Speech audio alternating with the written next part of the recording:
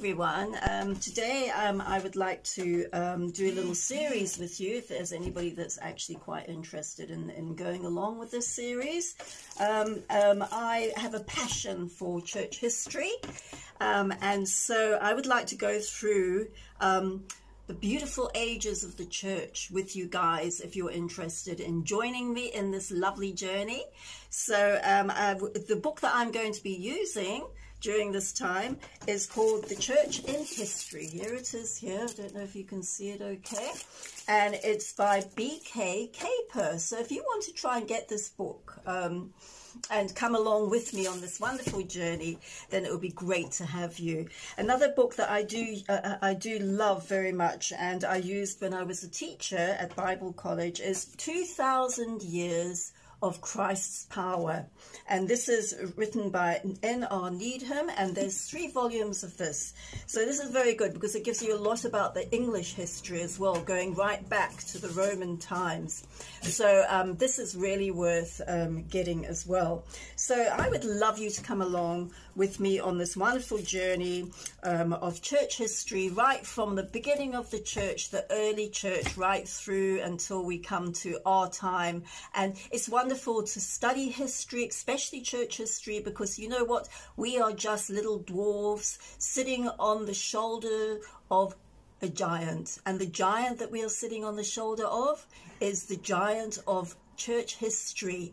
So the beauty of it is that as we sit on that shoulder of that giant, we can see further than our nose. Basically, we can see the past, we can see the present, and we can see the future in a much greater perspective than if we didn't have this wonderful knowledge of church history. So I would just encourage you guys to get this little book, okay? It was a textbook that was used when I went to Bible College, Bethesda Bible College there in South Africa, in Chatsworth, Durban, and my Bible college teacher was a wonderful man who I admired so much. And I said to myself one day, I want to be like this man. I want to teach church history, and I have a passion for church history. So I'd love you to come along once more, as I said, on this journey with me.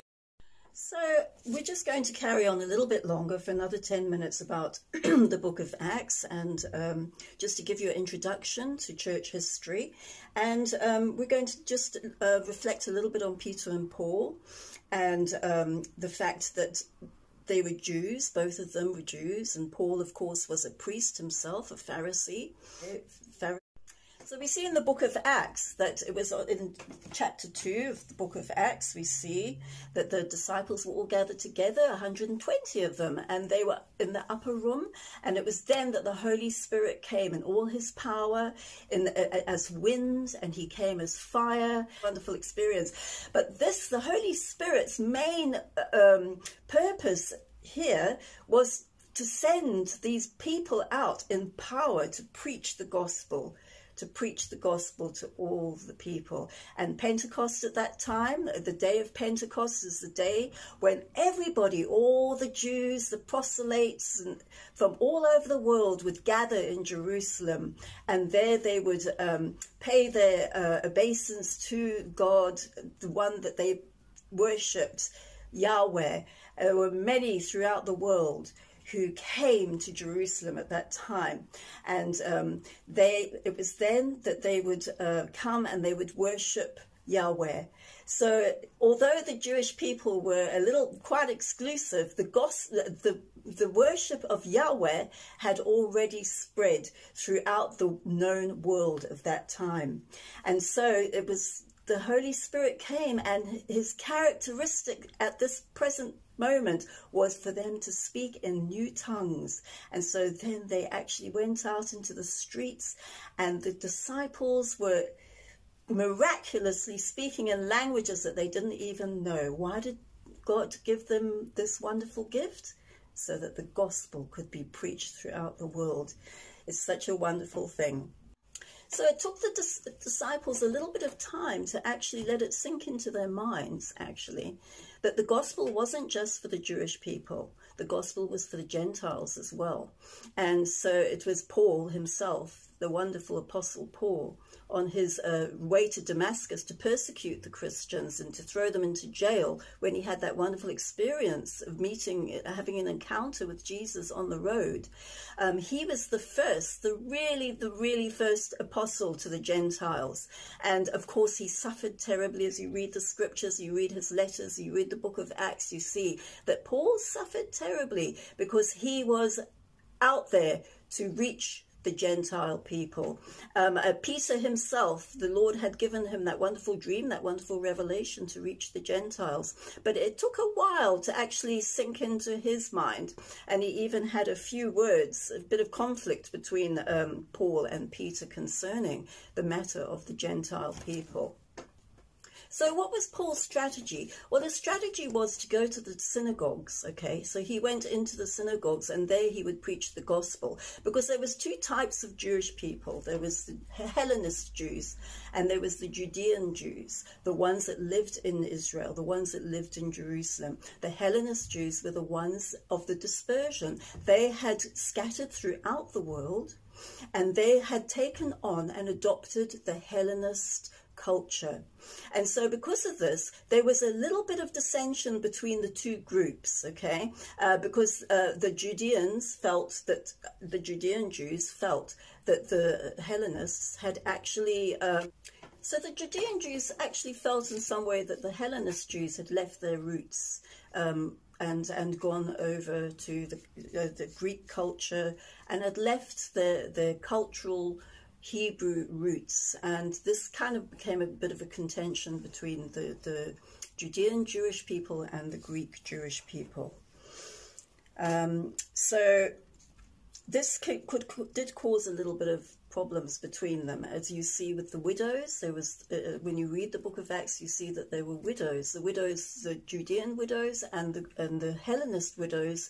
And so that's why it was called upon Stephen and the others to become deacons, to be able to solve these problems amongst the widows. So how did God prepare the world for the gospel? Well, you know, it was, the Lord's timing is so perfect, because actually, although the Romans, there was, you know, we can merit them for many things.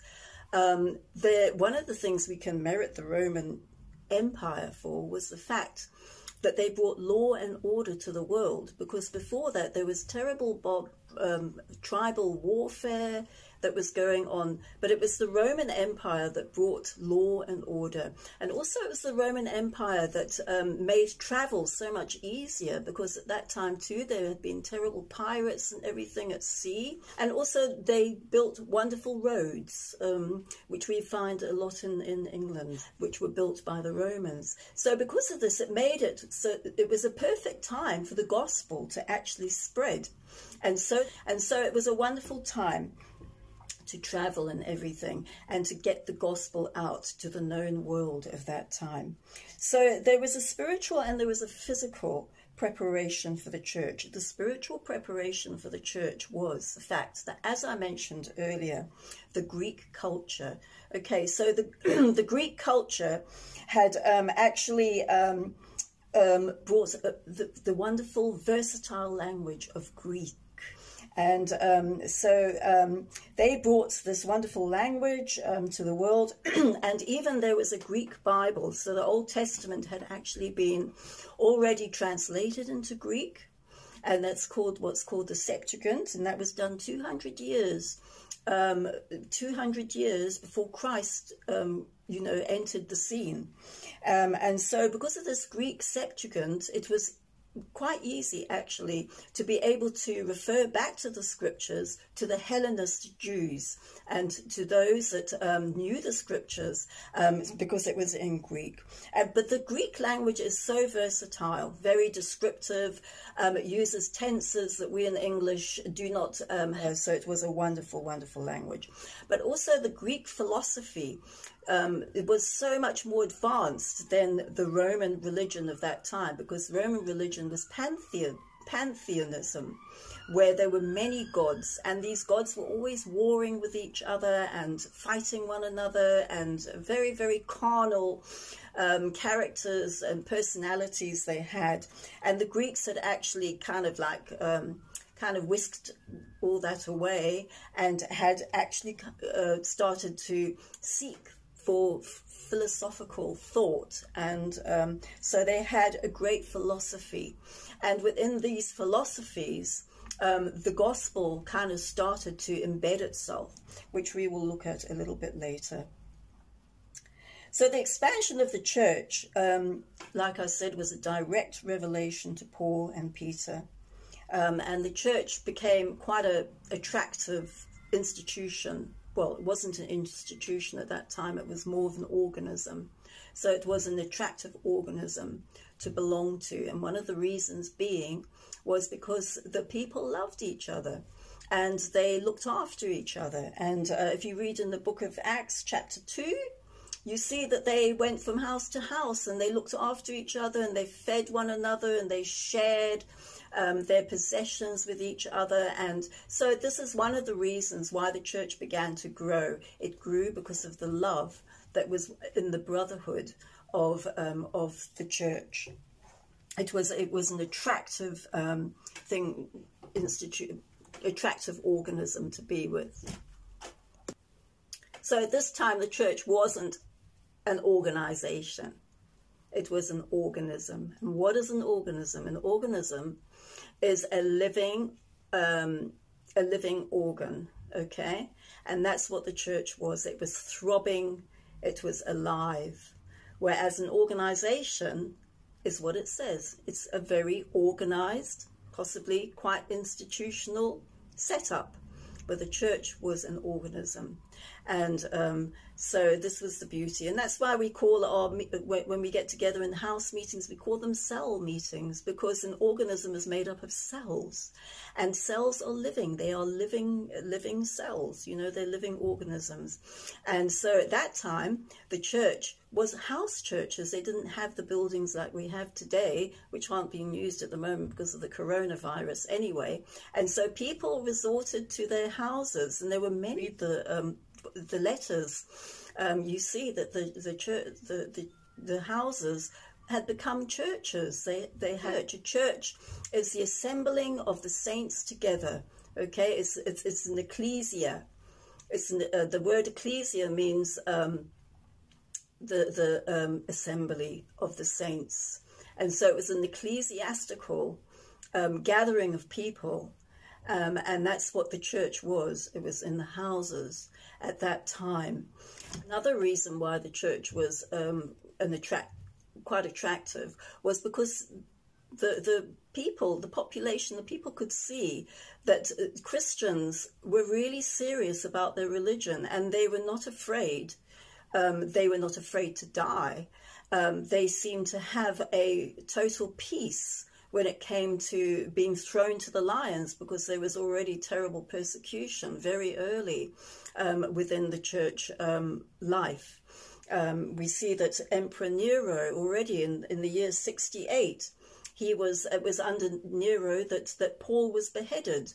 But in the year 68 after Christ's, AD, Nero was already crucifying Christians in his garden, and he was beheading people like Paul, who was a citizen of Rome, and he was a very cruel emperor. So the church, and he was throwing the Christians in the amphitheater to lions and dogs. And you can read about this when you read this book, Church and History by B.K. Caper. You can look up all this that happened to the Christians. So the Christians were being persecuted, and people could see that those that loved Christ were not afraid. In fact, at that time, a spirit of martyrdom had come upon the people of Christ, and they were actually, some of them were even lining up to be martyred. Okay, so there was kind of like a spirit of martyrdom upon God's people, and they were not afraid to die for Christ. And so you can read all this within the first, second chapters of the book of B.K. Caper. It's a good read, you know. And so I'm just going to leave it there and let you know that the church was an attractive place for people. And we're going to see later the different persecutions that the church went to, and we will do that next time that we meet. So thank you for joining me, bless you guys, and have a lovely day. Bye.